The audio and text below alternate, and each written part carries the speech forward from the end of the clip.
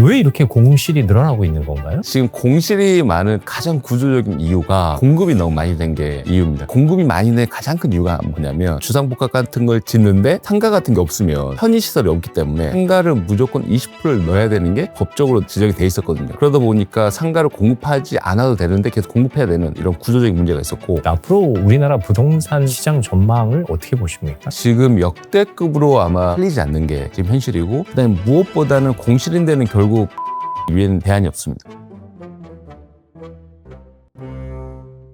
여러분 안녕하십니까. 책이 삶이 되고 삶이 책이 되는 시간, 책과 삶, 책과 사람의 김재원입니다. 상가 한 채만 제대로 갖고 있으면 노후 준비 완벽하다라고 이야기하던 시절이 있습니다. 하지만 지금은 공실 등의 문제로 상황이 달라졌는데요. 앞으로 우리의 부동산 시장은 어떻게 변하는 걸까요? 오늘 이런 이야기 나눠보겠습니다. IM박스의 남성훈 대표와 함께합니다. 어서 오십시오. 네, 안녕하세요. 네, 일단 우리 구독자 여러분께 자기소개를 부탁드립니다. 안녕하세요. 저는 셀프 스토리지 IM박스를 운영하고 있는 남성훈입니다. 뭔가 잘 되고 있는 듯한 느낌입니다. 사월이. 일단 IM박스라는 이름을 참 잘 지으셨네요. 어떤 의미를 담고 있는 건가요? 처음에는 제가 보관을 할 때 박스 단위로 보관을 해가지고 이 박스를 어떻게 활성화할까라는 고민을 많이 하다가 저를 약간 이 박스에 인식을 시켜서 IM박스라는 이름으로 사업을 시작하게 됐습니다. 좋습니다. 지금 아마 보시는 분들은 셀프 스토리지가 뭐야?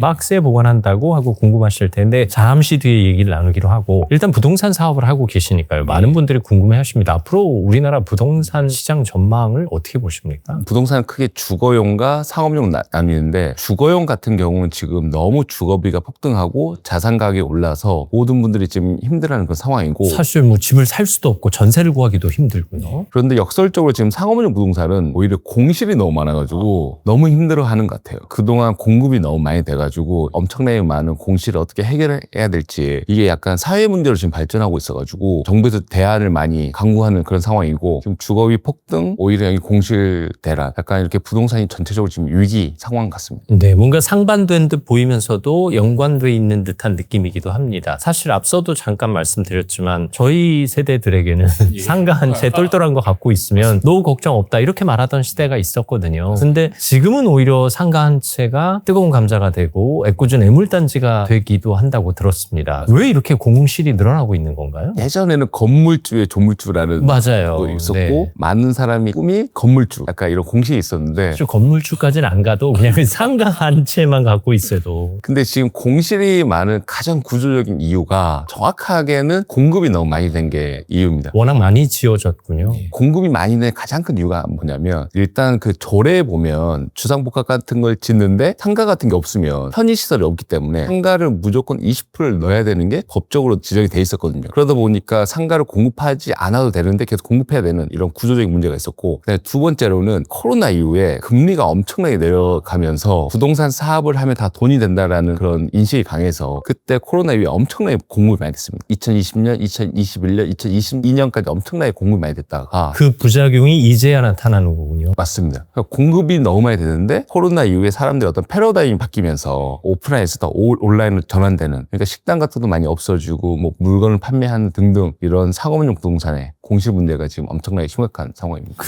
그럼에도 불구하고 우리나라가 다른 나라에 비해서 자영업 비중이 꽤 높은 편이잖아요. 그 수많은 자영업자들이 그래도 상가 한 채를 임대해서 뭔가 장사를 하곤 했는데 그 자영업 비중도 그럼 줄어들고 있다는 건가요? 지금 자영업 폐업이 연 100만 명 시대라고 하잖아요. 많은 자영업자들이 폐업을 하고 있고, 이 자영업자들이 상업용 부동산을 채우는 가장 큰 메인 테너트, 그러니까 임차인이었는데, 지금 이런 분들이 엄청나게 폐업을 많이 하기 때문에 상업용 부동산의 공실을 채우는 임차인이 아예 없는 이런 상황이고, 앞으로는 이런 추세가 조금 더 심각해질 것 같습니다. 그러니까 왜 그러냐면 계속 공급이 되고 있는데 수요는 오히려 줄고 있어서 이런 공실을 해결할 수 있는 대안이 없어서 지금 많은 분들이 힘들어하고 점점 공실이 사회 문제로 발전하고 있는 그런 상황입니다. 그러면 지금 매물로 나와 있는 상가들도 꽤 있나요? 지금 역대급으로 아마 매물이라든가 경매가 많이 나오고 있고, 경매 같은 경우도 엄청나게 저렴한 가격에 내놔도 팔리지 않는 게 지금 현실이고, 쉽게 한 예를 들자면 들자면 경기도권에 있는 지산 같은 경우가 원래 분양가가 뭐 8억 정도 했는데 1억에도 안 팔린다. 이런 기사가 정말 많고 실제로 그런 상황입니다. 지금 싸다고 덜컥 살 일이 아니라는 말씀이네요. 결국은 부동산업이라는 게 안에 임차인, 그러니까 어떻게 안정적인 임대를 받느냐가 엄청나게 중요한 업인데 아무리 싸다고 해서 거기에 들어올 임차인이 없으면 결국은 이거는 어려움이 많이 예상되는 그런 상황입니다. 사실 예전에는 임차인 입장에서 좋은 건물주 만나는 게 최고의 축복이라고 했는데 요즘 건물주 입장에서는 임차인 구하는 게 일단 관건이 돼버렸네요. 이런 시장 상황에 기반해서 우리 아이엠박스의 남 대표님께서 새로운 대안을 제시하셨습니다. 바로 이 책인데요. 이 제목이 상당히 지금 어마어마하거든요. 상업용 부동산의 신대륙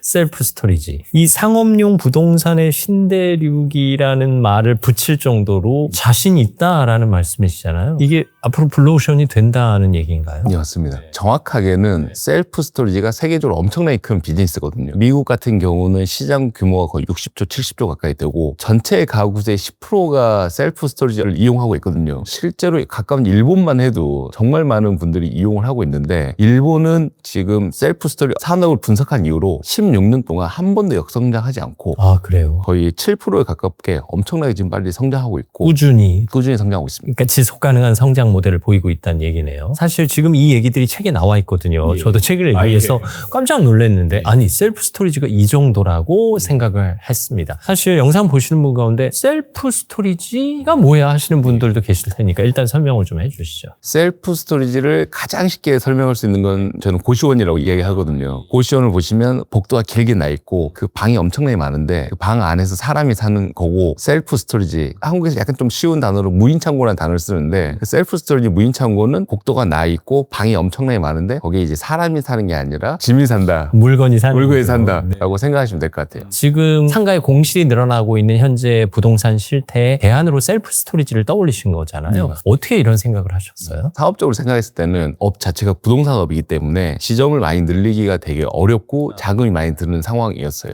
근데 고객들한테 더 많은 서비스를 이용하게 하려면 어떻게 해야 될까 고민을 하다가 창고는 거의 뭐 지하나 아니면 잘 안 보이는 데나 아니면 약간 김늘과 낮은 데 위주로 많이 들어가니까 근데 그런 데는 대부분 공실인 거예요. 그러다 보니까 이제 생각을 했는 게 공실이 이렇게 많은데 여기서 창고를 운영하면 잘 되겠다라고 해서 어떤 한 블로그에 하나 올렸는데 올리자마자 바로 이렇게 연락이 와서 그 이후로 사업이 엄청나게 빠르게 성장하게 됐습니다. 축하드립니다. 네.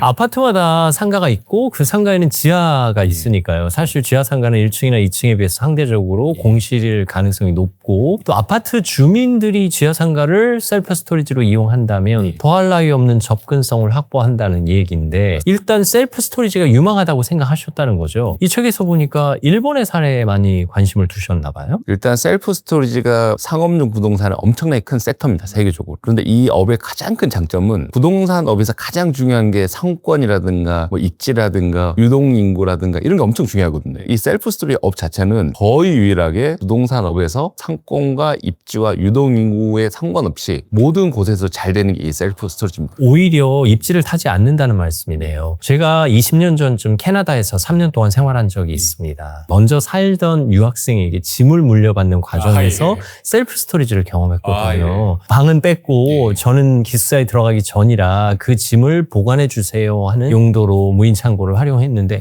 이거 정말 괜찮다라고 생각했어요. 사실 서구의 집들은 집마다 창고가 있기 마련인데 그 창고는 부족하다고 하더라고요. 그리고 저는 또 기숙사 생활했기 때문에 셀프 스토리지 덕을 톡톡히 봤습니다만 글쎄요, 이게 우리나라에서 될까 하는 생각도 했거든요. 우리나라에도 사업 가능성이 있다고 생각하시는 거죠? 예, 맞습니다. 결국 중요한 게 아까 말씀드린 것 같이 이 업이 부동산 업입니다. 셀프 스토리가 성장하려면 가장 중요한 요소가 소득 대비 주거비 비율이라고 해가지고 소득에서 주거비를 얼만큼 지불하냐가 가장 이 셀프 스토리지 업에 가장 영향을 많이 받는데 미국 같은 데는 사람들 생각하기에 땅이 그렇게 넓고 집도 넓은데 왜 이 셀프 스토리 이용하지라고 생각하시는 분들이 많을 거예요. 근데 미국이라든가 뭐 호주라든가 이런 데 보면 이 주거비가 엄청나게 높거든요. 그러니까 월세 같은 경우가 한국보다 한 평당 임대료가 훨씬 높은 그런 상황이고 우리도 지금 주거비가 비싸서 아우성입니다만 상대적으로 다른 나라들이 더 높다 이런 말씀입니다. 이와 반해서 셀프 스토리 창고가 한 평당 임대료가 엄청 저렴한 거죠. 그러니까 주거비 대비해서. 주거비 예를 들어 한 평당 임대료가 50만 원인데 셀프 스토리는 한 평당 임대료가 10만 원밖에 안 안 하는 거예요. 그러다 보니까 사람들이 아무리 집이 넓어도 창고 가격이 워낙 저렴하기 때문에 전체 가구대 10%에 해당하는 엄청난 사람들이 집을 맡기고 있는 거고, 그러면 이걸 글로벌적으로 봤을 때 일본 같은 경우도 엄청나게 빠르게 성장한다고 했잖아요. 근데 결국은 이 셀프 스토리가 성장하려면 소득 대비해서 주거비가 차지하는 비율이 어느 정도 되냐가 중요한데, 지금 한국 같은 경우도 주택 구입 물량 지수라고 해가지고 중위 가구의 사람들이 살 수 있는 집이 엄청나게 줄었습니다. 코로나 이후로 이 지수가 원래 한 13, 14 정도 했는데 이 지수가 6으로 줄었거든요. 그러니까 이게 의미하는 게 뭐냐면 서울에서 중위 가구 사람들이 살 수 있는 집이 6%밖에 안 된다. 그러니까 살 수 있는 집이 사실상 거의 없다. 없다는 얘기네. 그러다 보니까 이런 분들이 자가를 지금 구매를 하지 않고 전세로 갔는데, 지금 또 전세가 이제 거의 없어지고 월세화 되다 보니까 소득 대비 주거비가 상승을 하면서 결국 이런 수요가 결국 셀프 스토리를 많이 옮겨가고 있고, 실제로 저희도 피부로 느껴지거든요. 새로운 지점을 오픈하거나 했을 때 정말 엄청나게 빨리 점유율이 올라가고 많은 사람이 사용하고 있고, 그 다음에 이제 저희가 지금 생각하는 거는 이 업을 아직 몰라서 이용을 안 하는 거지, 알게 되면 정말 많이 사용할 거라고 생각해서 어떤 이런 전체적인 시장 상황을 알리고 싶어서 책을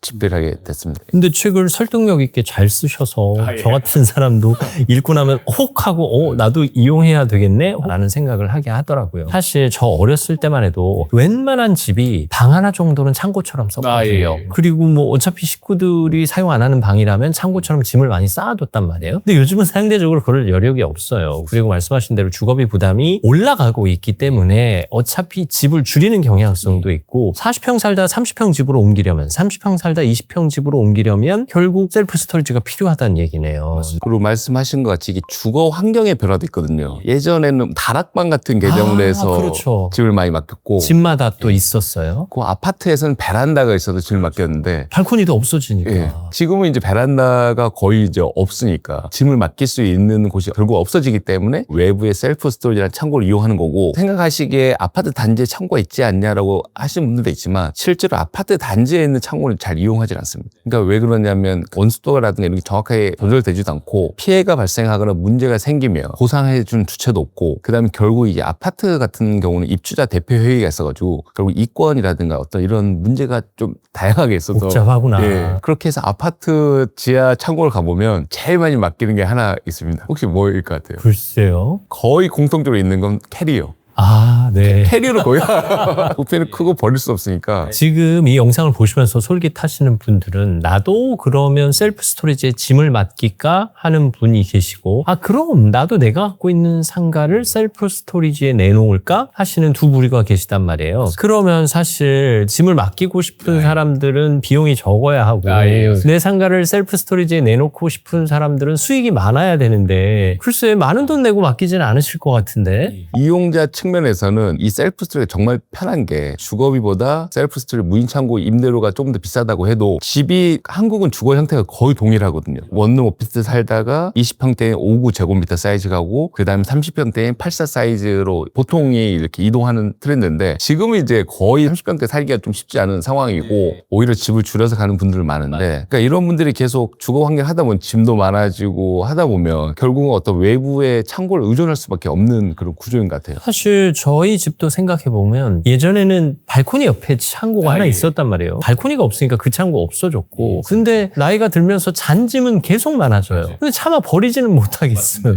이거 이래서 셀프 스토리지를 찾는다는 거군요. 근데 적정 비용, 일단 지금 셀프 스토리지를 이용하시는 분들이 이용료에 만족하세요? 예, 저희들 수익성 위주로 많이 가거든요. 그러니까 서울권에 있는데 조금 더 비싸고 경기도 외곽으로 갈수록 좀 저렴한데, 결국 임대료라든가 주거비를 같은 걸 전체적으로 반영을 하고, 그리고 또 하나는 저희가 이제 쉐어 서비스라고 해가지고 최대 4명까지 동시에 한 공간을 사용할 수 있거든요. 그건 좋네요. 그래서 특히 이제 대학생 같은 경우라든가 뭐 1인 가구 같은 경우는 친구랑 같이 이용할 수도 있는 거고, 이렇게 조금 저렴하게 더 많이 이용할 수 있도록 노력을 많이 하고 있고, 그다음에 이제 무엇보다는 어쨌든 사람들 공간이 필요하잖아요. 그렇다고 뭐 1년 임대차에서 뭐 새로운 공간을 창고를 뭐 임대한 거 하는 건 거의 불가능하기 때문에 이 셀프 스토리는 한 달 단위로만 이용하면 되니까 뭐 좀 이용을 해보고 뭐 이용 해지하거나 종료를 하면 되기 때문에 좀 편리하게 짐을 맡기고 이용이 좀 더 많이 활성화가 되고 있는 그런 상황입니다. 그러면 이용자 입장에서 최대한 배려를 해주시는데 임대인 입장에서는 어떻습니까? 지금 저희가 들어가서 운영하는 지점은 대부분 임대료가 낮은 데 위주로 저희가 많이 들어갑니다. 그러니까 그 지표를 보면 전용 평당 임대료가 서울 1층을 제외하고는 엄청 높지는 않은 편이에요. 그러니까 한 예로 경기도권에 있는 지하는 전용 평당 임대료가 2만 원, 3만 원 정도 하거든요. 40평 같은 경우는 임대료가 한 달에 80만 원 정도 하고 이렇게 해서 이제 임대료가 대부분 저렴한데 근데 임대료가 저렴한 거 플러스 거기가 공실이 또 엄청나게 심각하니까 근데 저희가 예를 들어 아까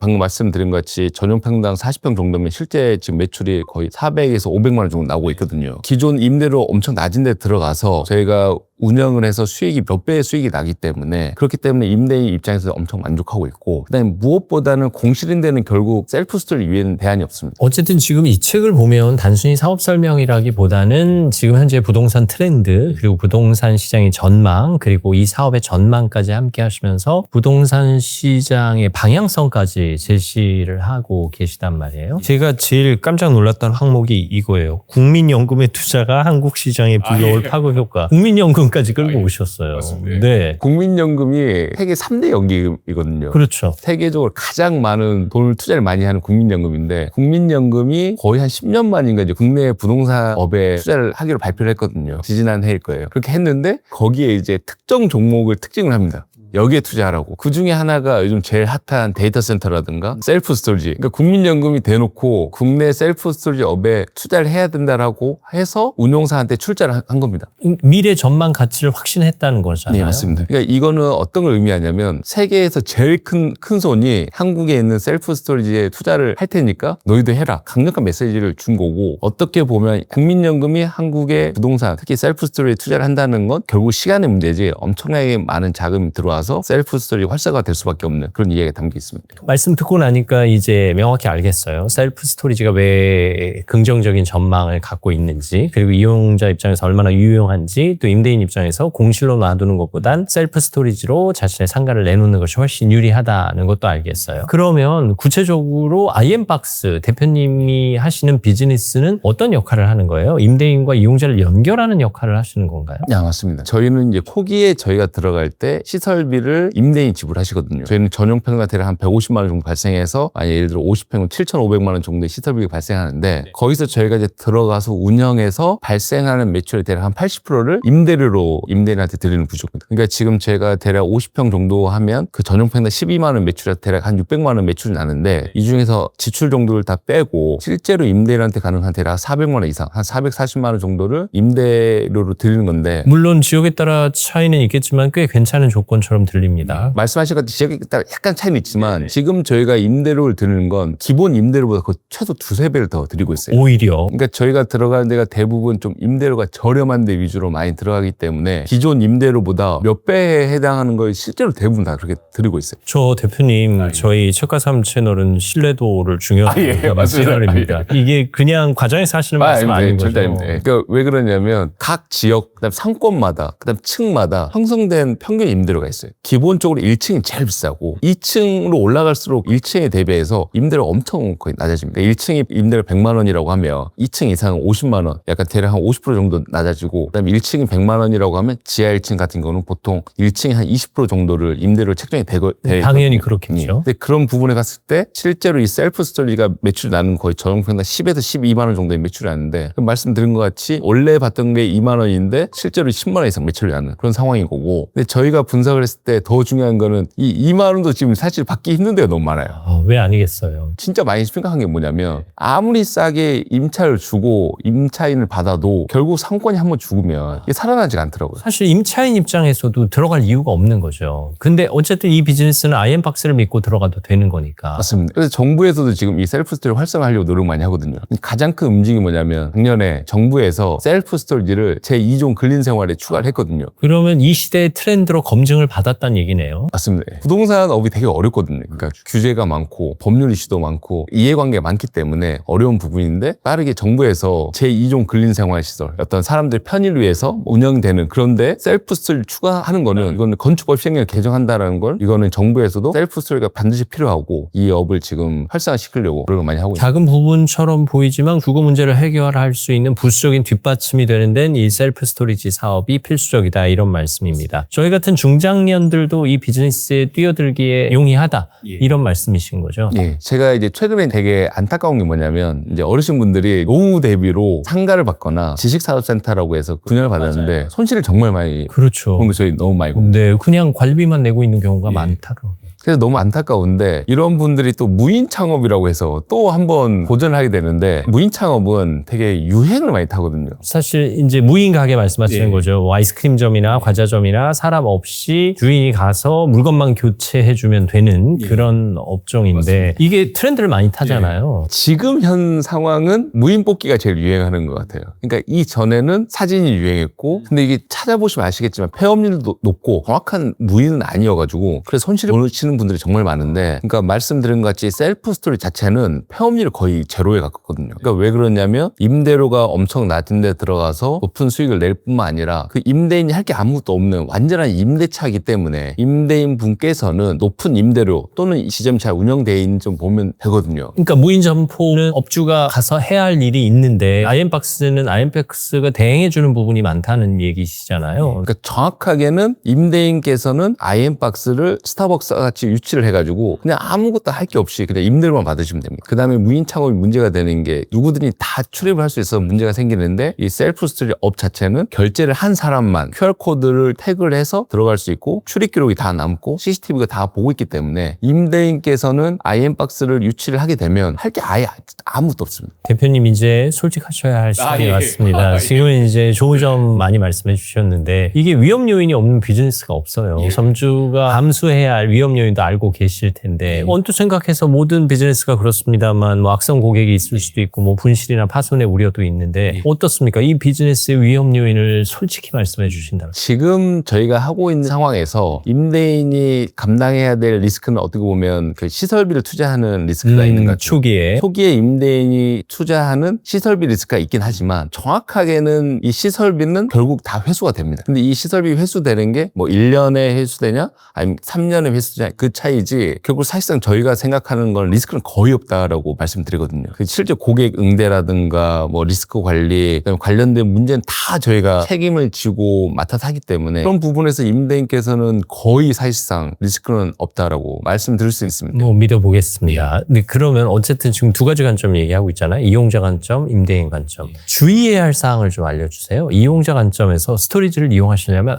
요 정도는 꼼꼼하게 챙기고 선택하셨으면 좋겠습니다. 또 임대인 입장에서도 이 사업에 뛰어드시려면 요 정도는 염두에 두고 오셔야 합니다. 이런 내용을 좀 정리해 주실까요? 일단 이용자 입장에서는 업체를 잘 선정해야 되는 것 같아요. 보통 접근성이라든가 가격을 많이 보는데 저희가 이제 말씀드리고 싶은 거는 그래도 우량한 업체 아니면 좀 지점이 많은 업체를 이용을 해야지 이게 지점이 많지 않거나 하면 만약에라도 문제가 생기면 보상받기가 쉽지 않거든요. 그러니까 저희 같은 경우는 보험도 2중, 3중을 다 가입이 돼 있어서 문제가 발생하면 거의 피해를 입은 것보다 2배, 3배를 다 지금 보상을 해주는 상황이고 그렇기 때문에 이용자께서 리스크를 낮추려면 우량한 업체 또는 지점이 많은 업체를 이용하시는 게 좋고 그 다음에 임대인 입장에서도 중요한 게 뭐냐면 어떤 업체를 선정하는가 되게 중요한 것 같아요. 하려고 했는데 되게 회사가 어려워지고 또는 성장률이 없고 되게 어려운 환경에 있는 업체를 하면 모든 리스크는 임대인이 많이 가져갈 수 있기 때문에 결국 아이엠박스랑 하란 말씀을. 예, 그 정답입니다.